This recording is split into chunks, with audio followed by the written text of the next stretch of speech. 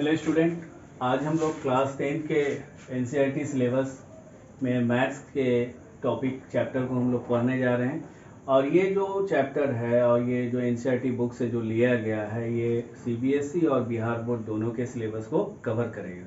ठीक है, ये जो वीडियो बनाया जा रहा है वो हिंदी मीडियम और इंग्लिश मीडियम दोनों बच्चों के लिए बनाया गया है। इसमें हम बाईलिंगुअल का यूज़ करते हैं, यानी दोनों लैंग्वेज का यूज़ करते हैं। जहाँ पर हिंदी की ज़रूरत होगा वहाँ हिंदी, और जो भी टर्मिनोलॉजी होगी वो इंग्लिश में ही हम लोग यूज़ करेंगे। ठीक है, और जहाँ एक्सप्लेनेशन की बात है तो ओवरऑल एक्सप्लेनेशन हिंदी और इंग्लिश दोनों में चलेगा। तो ओके, आज हम लोग chapter volume and surface area को पढ़ने जा रहे हैं, जिसमें आयतन और पृष्ठीय क्षेत्रफल जिसको कहा जाता है हिंदी में। इसमें भी बहुत सारे टॉपिक्स होते हैं, जिसमें घनाभ और घन होता है, जिसको इंग्लिश में क्वाड एंड क्यूब कहा जाता है। तो इसके फंडामेंटल चीज़ को आज हम लोग इस क्लास में पढ़ेंगे कि इसमें क्या क्या बेसिक चीज़ है, और इसके स्ट्रक्चर के बारे में समझेंगे, और इसके दोनों के डिफ्रेंशिएट को भी समझेंगे, और सिमिलरिटी को भी समझेंगे, इक्वलिटी को भी समझेंगे। ओके, तो बिना देर किए हुए हम लोग कुछ नया सीखते हैं। ठीक है, तो देखिए जैसा कि आप बोर्ड पे देखिएगा कि यहाँ पर एक साइड में मैंने लिखा है घनाभ, और घनाभ के बारे में लिखा है, और यहाँ घन का एक बना हुआ है पिक्चर, और इधर कुछ पॉइंट इंपॉर्टेंट पॉइंट्स लिखा हुआ है। अगर आप चाहें तो आप पहले अभी इसका स्क्रीनशॉट ले सकते हैं, बाद में फिर इसमें बहुत सारी चीज़ जुड़ जाएगी, इसीलिए थोड़ा क्लियर नहीं आ पाएगा, तो आप पहले स्क्रीनशॉट ले लीजिए। ठीक है, ओके। सबसे पहले हम लोग घनाभ के बारे में डिस्कशन करते हैं। जैसा कि एक यहाँ पर आप फिगर देख रहे हैं, एक फोटो बनाया गया है यहाँ पर इस तरह का, ये घनाभ का होता है। अक्सर आप किताब में देखे हैं इस तरह का। अब ये फिगर कैसे बना, इसके लिए अगर आप देखिएगा तो बेसिक इस तरह से हम लोग एक रेक्टेंगल बनाते हैं, और इस पर एक रेक्टेंगल चढ़ाकर इसको इस तरह से, इसको इस तरह से, और इसको इस तरह से, ये हमारा एक बक्सा नुमा यानी एक कार्टून टाइप का एक बन जाता है, जिसको घनाभ कहते हैं। इसमें रेक्टेंगल का यूज किया गया, यानी अगर पूछा जाए कि घनाभ वर्ग से बना है कि आयत से बना है, यानी रेक्टेंगल से बना है या स्क्वायर से बना है, तो इसका जवाब क्या होगा, रेक्टेंगल से यानी आयत से। यानी इसमें 6 आयत को जोड़कर एक घनाभ बनाया गया। जैसा कि आप देख लिए कि घनाभ में 6 फलक होते हैं, 6 सरफेस और फेस। यानी देखिए यहाँ पर फलक, सतह और सरफेस, ये जो भी है सब लैंग्वेज का डिफरेंस है, मतलब सबका एक ही होता है। इसमें 6 रेक्टेंगल को यूज करके एक घनाभ बनाया गया, यानी एक क्वाड बनाया गया। अगर इसके बेसिक स्ट्रक्चर को अगर हम यहाँ पे देखते हैं तो एक सामने की तरफ आयत है, एक पीछे की तरफ आयत है, एक इधर आयत है, एक इधर है, और एक ऊपर एक नीचे, यानी कुल आपका टोटल आपका 6 रेक्टेंगल्स यहाँ पर जोड़कर घनाभ को बनाया गया। यहाँ पर मैंने पॉइंट भी दे दिया है, जैसा कि आप देख लीजिए कि वर्टेक्स, वर्टेक्स क्या है, 8। वर्टेक्स मतलब होता है उसका बिंदु, शीर्ष। जैसे हम लोग आयत अगर हम लोग पढ़ते हैं तो यहाँ पर 4 बिंदु देते हैं, ए बी सी और डी। ठीक है, तो ये वर्टेक्स हो गया 1 2 3 एंड 4। तो उसी तरह यहाँ पर वर्टेक्स दिया गया 1 2 3 4 5 6 7 और ये 8, यानी 8 शीर्ष यहाँ पर है, 8 वर्टेक्स है। ओके, तीसरा पॉइंट है किनारा। किनारा मतलब साइड। ठीक है, जैसा हम लोग रेक्टेंगल में पढ़ते हैं तो ये एक साइड हो गया, ये एक साइड हो गया, ये एक साइड हो गया, ये एक साइड हो गया, उसी तरह घनाभ में या घन में आपका वही साइड होता है। तो इसमें भी एक साइड ये हो गया, एक एक एक, इस तरह से इसमें कुल कितने होते हैं, 12 साइड्स होते हैं।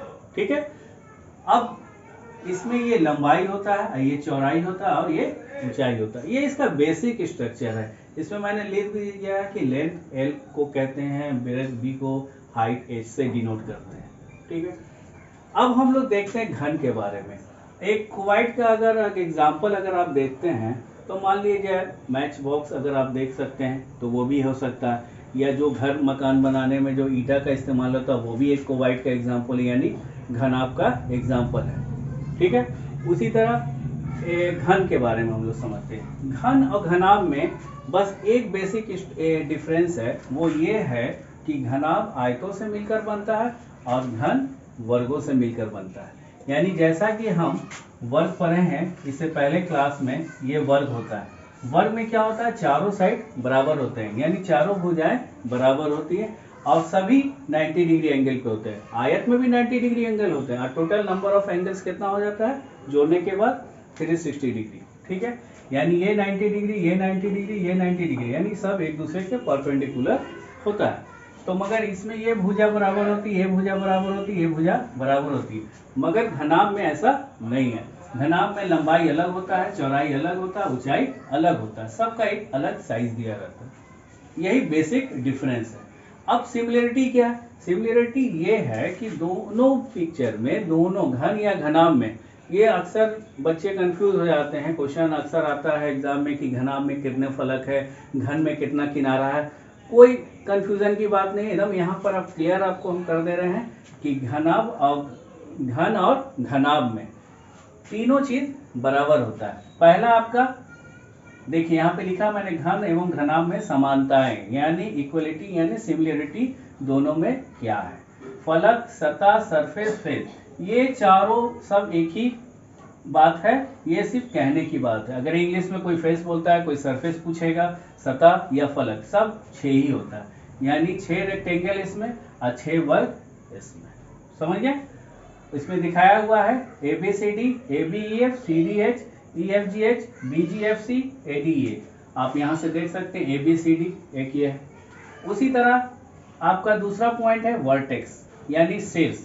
शीर्ष बोलिए या इंग्लिश में वर्टेक्स बोलिए, दोनों का मतलब एक ही होता है। और घन घनाभ में वर्टेक्स की भी संख्या बराबर होती है, यानी 8 होती है। तीसरा पॉइंट है किनारा, यानी किनारा। किनारे में, घन और घनाभ में भी किनारों की संख्या बराबर होती है, यानी उसकी कुल संख्या कितनी होती है, टोटल नंबर ऑफ एजेस क्या होता है, उसको इंग्लिश में एज बोला जाता है। और नंबर ऑफ एजेस है यानी ज़्यादा है तो इसीलिए उसको 12 बोलते हैं। उसको भी मैंने यहाँ पर अल्फ़ाबेटिकली आपको दिखा दिया है, आप इसको देख सकते हैं। यही आपका बेसिक स्ट्रक्चर था घनाभ का, घनाभ का और घन का। अब घनाभ और घन में एक और डिफरेंस होता है कि इसमें भुजाएं बराबर क्यों होती है, क्योंकि इसका लंबाई, इसका चौड़ाई, इसका ऊंचाई और भुजा के बराबर होता है। यानी घन में लंबाई, चौड़ाई और ऊंचाई नहीं होता है, इसमें सिर्फ भुजाएं होती है। ओके, एक पॉइंट और यहाँ पर देखिएगा कि दूसरा पॉइंट लिखा हुआ है कि घनाभ के सभी कोण समकोण होते हैं। समकोण मतलब राइट एंगल ट्रायंगल होते हैं, ठीक, सॉरी राइट एंगल होते हैं, ट्रायंगल नहीं, राइट एंगल। यानी जैसा कि मैंने ये बताया, इसका वैल्यू 90 डिग्री, इसका वैल्यू भी 90 डिग्री, इसका वैल्यू भी 90 डिग्री, यानी सबका वैल्यू 90 डिग्री होते हैं, आयत घनाभ में भी। अब ठीक है, अब तीसरा पॉइंट है कि घनाभ के सभी फलक आयताकार और घन के सभी फलक वर्गाकार होते हैं। यहाँ पर फल लिखा है मैंने, यहाँ फलक होगा, यानी कहने का मतलब है कि घनाभ में जितने भी जो होते हैं वो आयताकार होते हैं, यानी रेक्टेंगुलर फेस में होते हैं। और घन की बात करेंगे यानी क्यूब की बात करेंगे तो उसमें जितने भी फेस होते हैं वो क्या होता है, स्क्वायर होते हैं, ठीक है, वर्ग होते हैं। अगर हम क्यूब का अगर एग्जांपल अगर आपसे पूछा जाए तो सबसे अच्छा एग्जांपल आप आइस क्यूब बोल सकते हैं। क्या बोल सकते हैं, आइस क्यूब, यानी बर्फ का जो टुकड़ा होता है वो क्यूब नुमा, इसीलिए इसको आइस क्यूब बोला जाता है। ठीक है, क्योंकि और भी एग्जांपल है मगर आइस क्यूब। आप बहुत डाइस यानी जो लूडो खेलते हैं, जो उसका पासा होता है वो भी एक तरह का क्यूब होता है। ओके, चौथा पॉइंट यहाँ पर है कि घन की सभी भुजाएं बराबर होती हैं।